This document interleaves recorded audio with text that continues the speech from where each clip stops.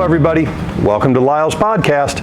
I want to talk to you today about what's happening specifically with C4 Corvettes in post-pandemic America.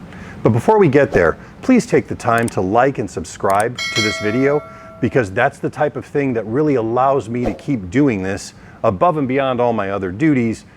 And it really allows me to bring you more and more content, especially when new ideas crop up in my head. I like to shoot them right away while they're still fresh in here. So the more subscribers I get, the more interaction I get, the better it is for me and the more I can do for you. Thank you in advance. Now, let's get to it. All right, guys, last week I gave you an overview of my opinion, and considering my last prognostication, probably questionable opinion, about what is happening with C5, 6, 7, and C8 values post-COVID here in America. Today I want to cover the C4s in the same vein. Now, I left them out in particular because I wanted to speak about them specifically because they're going through a unique phase, different from the later cars, and I wanted to address it separately. So let's get into that. C4s are seeing a rise in value on the nicest C4s. The top 25% of cars, the ones you look at and are like, oh, beautiful. Those cars are doing well. They're going up in value just like the 5, 6s, 7s, and 8s are right now. I've seen them bringing anywhere from $12,000 to $20,000 for a really nice example of a 90 3.4 5.6 that is just really nice. No questions, no, well, there was that one time the meteor hit it. None of that. It's just a nice car. Those cars are going up in value. The C4s that are in the middle, that are decent drivers, have gone up a little bit, but not a great deal, maybe 10%, and they're still readily available out there.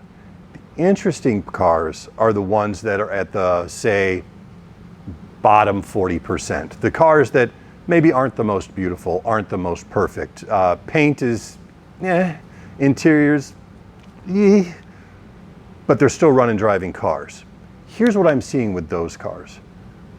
Younger people, and by younger people, I don't mean just younger than me, I mean people in their late teens and early to mid 20s, are picking up these cars and kind of giving them a new life. Now, they're not approaching it like we're used to seeing restoration approached in older, more valuable cars.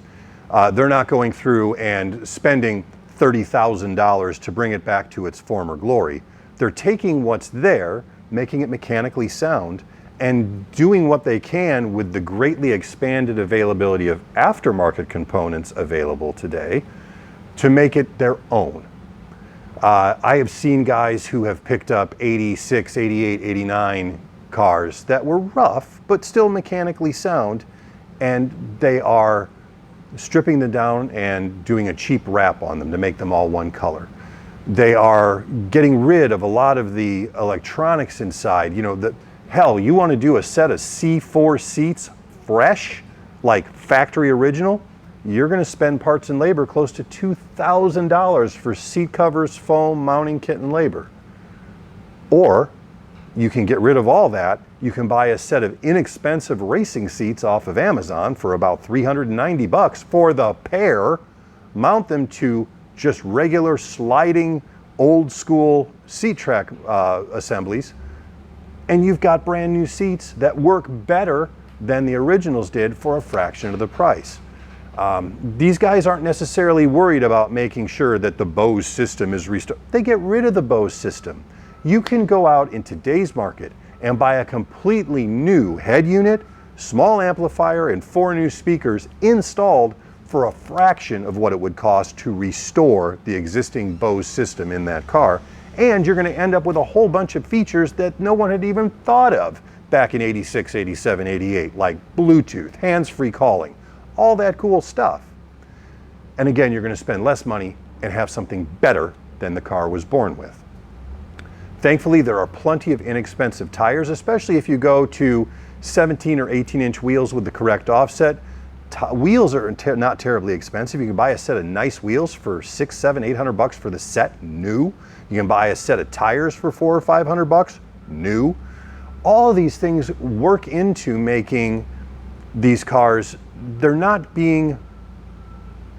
being loved in a different way than they used to be in the C2 and C3 world, where the only answer was to bring them back and make them showroom perfect.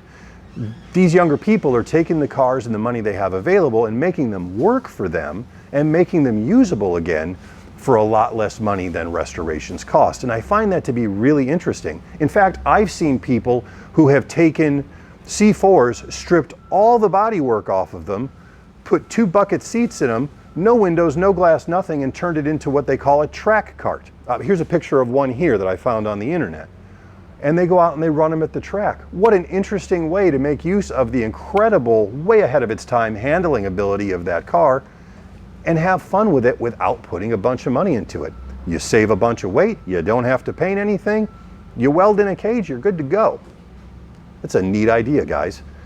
And I love the C4 because it was so far ahead of its time and it did so many things well for the time. The crazy thing is, a lot of those things it still does better than most cars available today for a whole lot more money.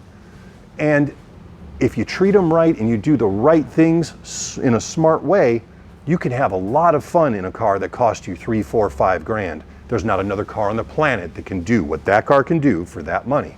So you personalize it to yourself, you use the aftermarket, what works and what you can fit into your budget, and you make something that is your own, that is unique, and that is a ton of fun without breaking the bank.